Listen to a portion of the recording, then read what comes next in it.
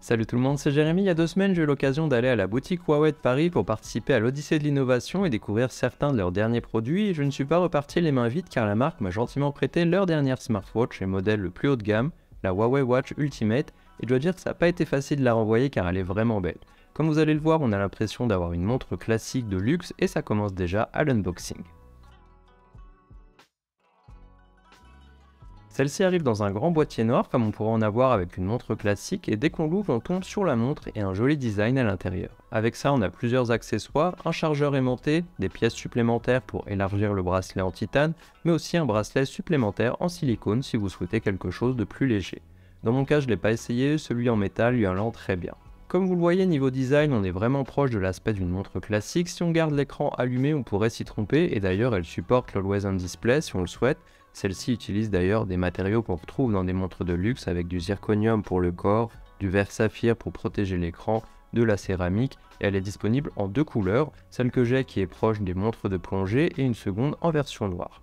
On a des petits détails comme le nom du modèle sur la couronne d'ailleurs. C'est donc une montre assez imposante de 46 mm, elle est plutôt lourde au poignet, ça donne une impression de qualité finalement, mais c'est sûr que si on a de petits poignets ça le fera pas vraiment et on n'aura pas de modèle plus petit de disponible.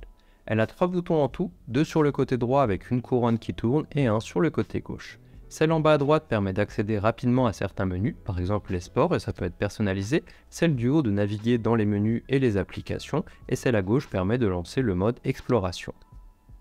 Malheureusement, je ne pourrais pas vous montrer directement ce mode car j'ai eu la montre pendant une semaine environ, bien avant son lancement et du coup il n'était pas encore disponible à ce moment-là. C'est un mode qui servira, comme son nom l'indique, à explorer sur de plus longues périodes, pour faire de la randonnée par exemple, en affichant les informations importantes, la durée totale de l'effort, la distance, l'altitude, la vitesse, le rythme cardiaque. On peut marquer des points de passage et l'affichage peut aussi passer en mode nuit au besoin.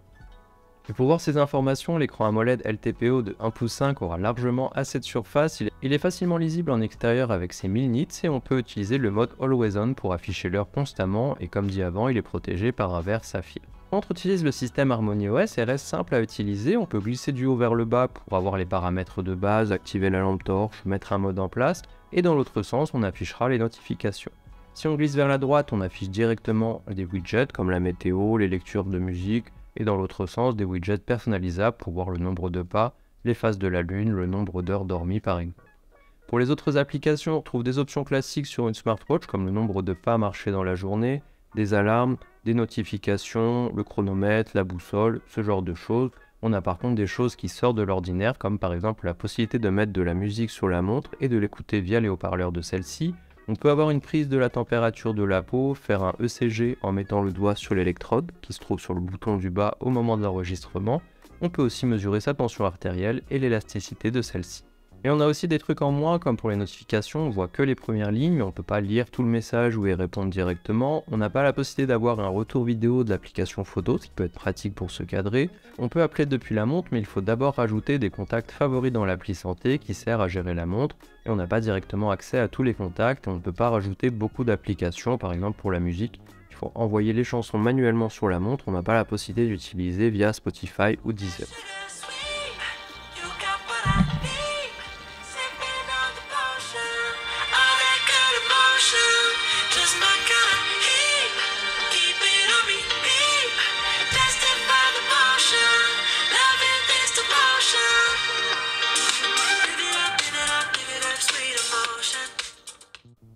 Pour la partie sport, elle dispose de plus de 100 activités et le GPS permettra d'avoir une localisation de ces activités en extérieur. Alors je ne l'ai pas eu assez longtemps pour vraiment les tester malheureusement, ce sera peut-être pour une prochaine fois. Quelque chose qu'on retrouve moins souvent, c'est qu'on a la possibilité de faire de la plongée sous-marine, ce qui n'est pas courant et surtout avec des options assez poussées selon si on fait de la plongée classique ou encore en apnée. On peut calculer le NDL avec différents gaz, choisir si on fait de la plongée en eau douce ou en eau de mer et ensuite on a tout un tas d'informations utiles dans ces cas-là, la température, la profondeur, le temps passé, la direction, les paliers de profondeur. Le mode là on utilisera les boutons physiques pour naviguer plutôt que l'écran qui forcément sous l'eau est moins évident à utiliser. Je vous parle plus de ce mode tout simplement car c'est pas quelque chose qu'on retrouve partout et surtout on évitera de faire de la plongée en eau de mer avec des montres connectées plus classiques car les composants sont assez sensibles au sel. Ici le fait d'utiliser des composants plus haut de gamme le permet sans problème, elle est même plus étanche car elle supporte jusqu'à 10 ATM ce qui correspond à 100 mètres de profondeur et une fois la plongée ou sa douche terminée, on a un mode drainage disponible.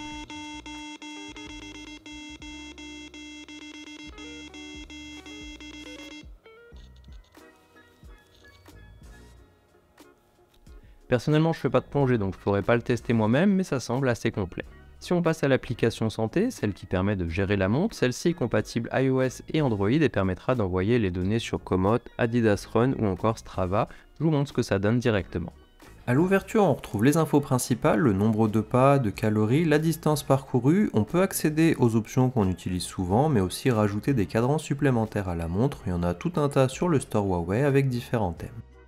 Dans la partie suivie, on peut activer différentes options pour la mesure en continu. Attention à l'autonomie si on active tout. C'est aussi dans l'application où on aura un historique des mesures effectuées et plus de précision, par exemple avec l'ECG ou la souplesse des artères. D'ailleurs, il faudrait que je fasse un petit peu plus de sport visiblement. Dans la partie musique, c'est là où on va pouvoir envoyer les musiques que l'on souhaite écouter sur la montre, manuellement donc. Dans la partie App Gallery, on peut rajouter quelques applications sur la montre, mais pas beaucoup d'applications connues, on va dire. On a ensuite d'autres paramètres comme régler son alarme, préparer des réponses rapides pour répondre aux messages, rajouter des contacts pour pouvoir les appeler. Et si on retourne dans l'onglet santé, on voit tout ça sous forme de widget, assez agréable à lire, on a tout d'un coup finalement, et on pourra cliquer dessus pour avoir plus de détails sur les différentes fonctions présentes. Concernant l'autonomie, avec sa batterie de 530 mAh, la marque annonce qu'on peut tenir 2 semaines avec. Dans mon cas, je ne l'ai pas utilisé pendant une semaine complète et j'ai pas pu utiliser le mode exploration par exemple, ou faire de l'activité physique avec, donc c'est pas forcément représentatif. Il faudra tester sur le plus long terme pour voir si c'est correct ou non, en fonction du nombre d'activités pratiquées bien sûr. Et pour la recharge, il faut compter environ 1 heure pour la charger complètement, ce qui reste quand même assez correct je trouve. Pour le prix, les deux modèles seront en précommande du 3 avril au 23 avril inclus, exclusivement sur le site de Huawei que je vous mets en description. Le modèle Watch Ultimate Expedition Black est au tarif de 750 €, une paire de FreeBuds Pro 2 est offerte pendant la précommande. Le modèle Watch Ultimate Voyage Blue, celui que vous avez vu dans la vidéo, est au tarif de 900 € avec lui aussi une paire de FreeBuds Pro 2 offerte pendant la précommande.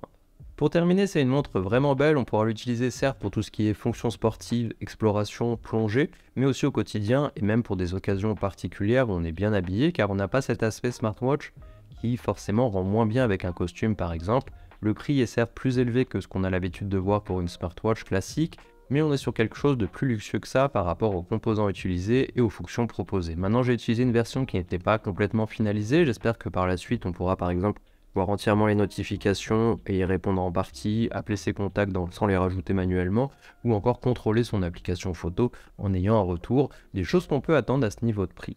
En tout cas, si Huawei souhaite me la prêter une nouvelle fois, ça serait avec plaisir que j'irai tester ce mode exploration en conditions réelles. Voilà, dites-moi ce que vous pensez de cette montre dans les commentaires et on se voit dans la prochaine vidéo.